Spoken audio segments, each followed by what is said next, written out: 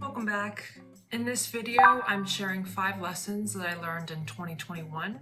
Lesson number 1 is to never lose your confidence. This year, I had to rediscover my self-confidence. I work in sales, and at one point, my job performance started to slide a little bit. But the thing is, ups and downs in sales is inevitable. But I took these dips to mean that I was no longer capable at my job.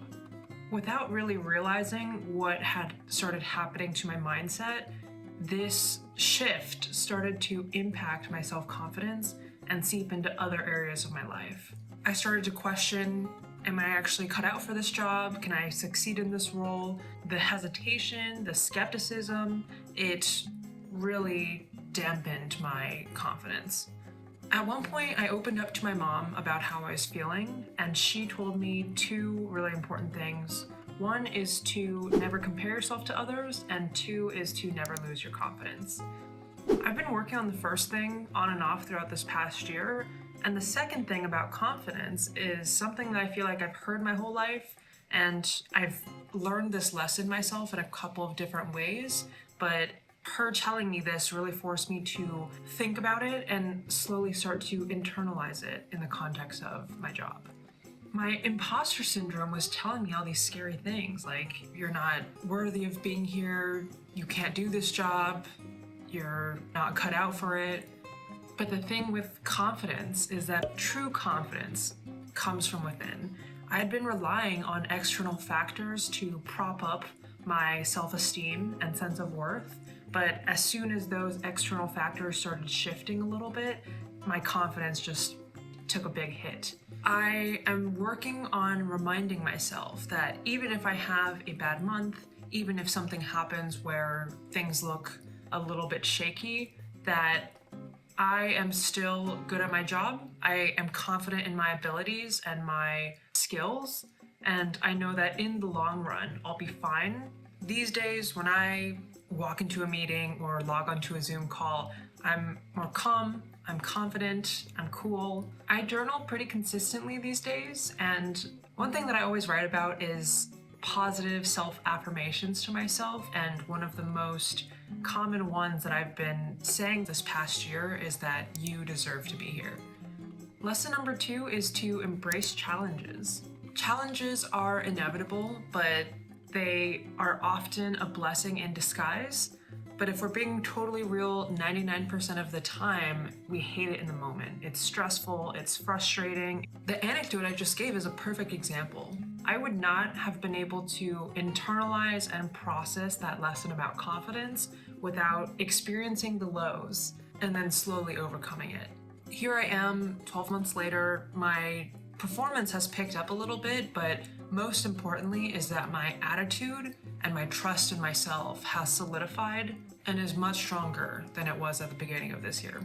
What I've realized over time is that overcoming challenges and failures encourages you to grow. You eventually become more confident, more resilient, and welcoming of change. That's what it's all about. Challenges come in all sorts of different shapes and sizes. But without going through these challenges, we don't truly overcome them, and they'll continue to show up in our lives in different shapes and forms. We can't keep avoiding them. We'll have to face them at one point, and that's no way to live, right? Lesson number 3 is to invest in yourself. It's funny because I have no problem shelling out money on a good restaurant, but I was reluctant to spend money on things that would actually benefit me in the long term. A lot of that changed in 2021. For one, I finally went out and got myself a Mac, and I know what you're thinking, really? A Mac? But for me, getting the Mac was symbolic. Before the Mac, I had a really old PC, and I was trying to edit videos on it, and it was very slow, it was laggy, I was having a lot of difficulty. And I'd been toying with the idea of upgrading laptops for a few months, but it's a lot of money to spend, so I was hesitating. But I really wanted to let myself actually try to start editing videos, and I knew that having a Mac was a surefire way to do it. Buying a Mac was basically a vote of confidence. It signaled to me, okay, now you have no excuse not to do the thing that you've been wanting to do for years, which is make YouTube videos. we're coming up on almost a year on this purchase. I feel like the investment has paid off.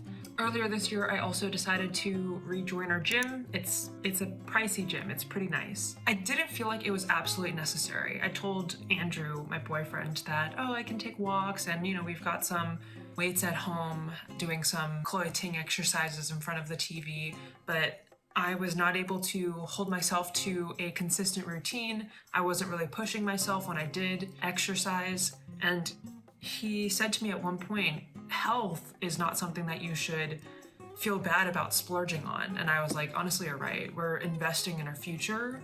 And I need to set myself up so that I'm not suffering later down the road facing these consequences that I'm creating for myself right now. We've been, pretty good about going consistently and developing a routine. I also started therapy this year. This made a huge difference in my life. I view therapy the same way that I view seeing a doctor. You don't go just when you've got a broken bone. You go once a year to check up to make sure everything's okay. It's that simple. There was nothing inherently wrong. There was no major issue in my life, but having someone to talk to really helped with working through some of the issues that I was facing. I feel like I'm in a much better place than I was at the beginning of this year, and a lot of that I owe to starting therapy. I've accumulated these lessons and learnings that I think I can lean on for the years to come. The key takeaway here is to identify areas of your life that have a lot of potential. Be open to yourself about where you can invest your time, your energy, your money, that could pay off huge dividends in the future. And don't be afraid to take action. Lesson number 4 is to have compassion towards yourself and towards others.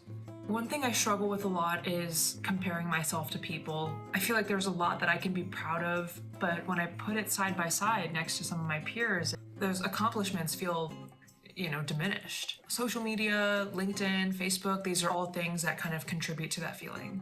I would get upset with myself for a lot of different reasons. I'd be frustrated that I wasn't doing well in my job. I'd be frustrated that I felt frustrated about that. Over the course of COVID, I took on some weight. I was frustrated when I felt like I wasn't being productive or using my time wisely. I think my therapist helped plant in my mind the idea that I need to be more compassionate towards myself. And I think that was really important because I don't think I would have been able to see improvement in some other areas of my life until I started being kinder towards myself. I basically needed to have more positive, merciful self-talk. And it's not a one and done solution. You don't just magically switch your thinking and it's all resolved. A lot of it came down to setting more healthy, realistic, and kinder intentions and expectations for myself. If I made it to the gym, I would celebrate. If I put in a good day of effort at work, I would be proud of myself, but I would also acknowledge days when I felt burnt out, needed a break, didn't want to push myself too hard, and so a lot of it comes down to finding that balance. And I wanted to apply this mindset towards other people in my life as well. No one is perfect. We've all got problems, trauma that we're facing in our own lives. And so we need to be aware and acknowledge that we're not on our A game every day. We're all on a different path in life, and we shouldn't expect others to be perfect if we're not perfect ourselves. Lesson number 5 is to just enjoy life as it is. There was a specific period this past year where I just felt overall unhappy. It was hard to pinpoint why and when. I think it was the middle of winter. I was watching a lot of TV, a lot of self-destructive habits that was distracting me from other discontentment in my own life. It took a lot of things to push my brain to start appreciating life the way it is right now. It's kind of cheesy, but when I would be taking a walk, I would take a mental picture of what I was feeling and experiencing in that moment. The little things, like the leaves on the trees, sunlight coming in, warmth of the sunshine on my skin, birds flying around, babies, dogs. When I was little, these were things that gave me such enjoyment. And as I grew up, it just kind of slowly faded. And so I wanted to recapture that childhood happiness that I once had. I also picked up painting a little bit more this past year. You're just focusing on you and the paper. Maybe you've got some music going on in the background, but I'm not looking at my device. I'm doing something manually, but I can just allow thoughts to come in and out of my head. One other thing that I really hope that I can try to do more frequently is basically waking up earlier every day of the week, but especially weekdays, because I'm the type of person that will stay in bed up until the last possible second, and then I roll out and start doing work when I have to. There were a few days when I forced myself to wake up an hour too early, and that was game-changing, I tell you. I usually have a lot of free time in the evenings, but it feels different in the morning when you're a person and you can dedicate time to do whatever you'd like to do. Take a walk, have a nice breakfast, clean a little bit. One day I was very ambitious and even painted for a bit before work, but instead of being an employee first thing when you get out of bed, you're an actual person, living your own life for a bit. It gave me a stronger sense of control in my life. It also set the mood of the day so that I was in a better mindset as well. I wanted to let myself relearn and reappreciate the little things in life the way that it is currently. Holy crap, 2022 is so close. I hope these last few weeks treat you well, and I'll see you in the next video. Bye.